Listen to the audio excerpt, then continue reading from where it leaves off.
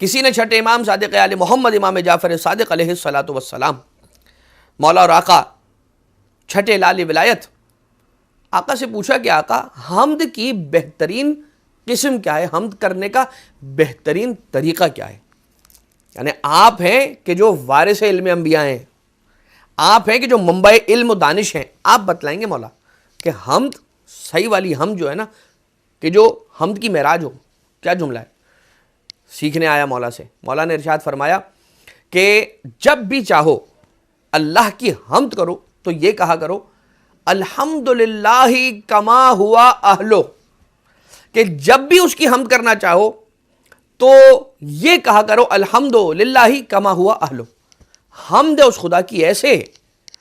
جیسی حمد کا وہ اہل ہے۔ ٹھیک، یہاں پر مولا مزید آگے ارشاد فرماتے ہیں، حدیث مکمل نہیں ہو رہی، ابھی حدیث آگے بڑھ رہی ہے۔ آقا و مولا ارشاد فرماتے ہیں علیہ الصلاۃ والسلام، مولا کہتے ہیں، مولا فرماتے ہیں کہ جب کوئی بندہ خدا اس انداز سے حمد خدا کرتا ہے یہ کہہ کر کہ الحمدللہ کما ہوا اہلو،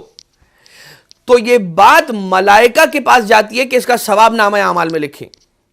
جب وہ اس کا ثواب نامہ اعمال میں لکھنا چاہتے ہیں تو رک جاتے ہیں، توقف کر لیتے ہیں، وقف آ جاتا ہے۔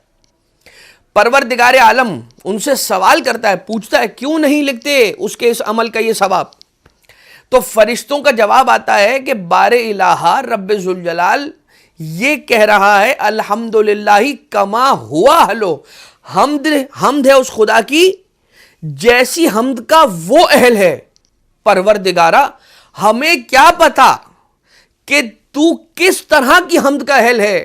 جب ہمیں یہ نہیں پتا کہ آپ کو کس طرح کی حمد آپ کے شایع نشان بنے گی تو ہم اس کا ثواب کیسے لکھ سکتے ہیں؟ تو ہاتف غیبی کی صدا آتی ہے ملائکہ کو کہ تم چھوڑ دو اے ملائکہ،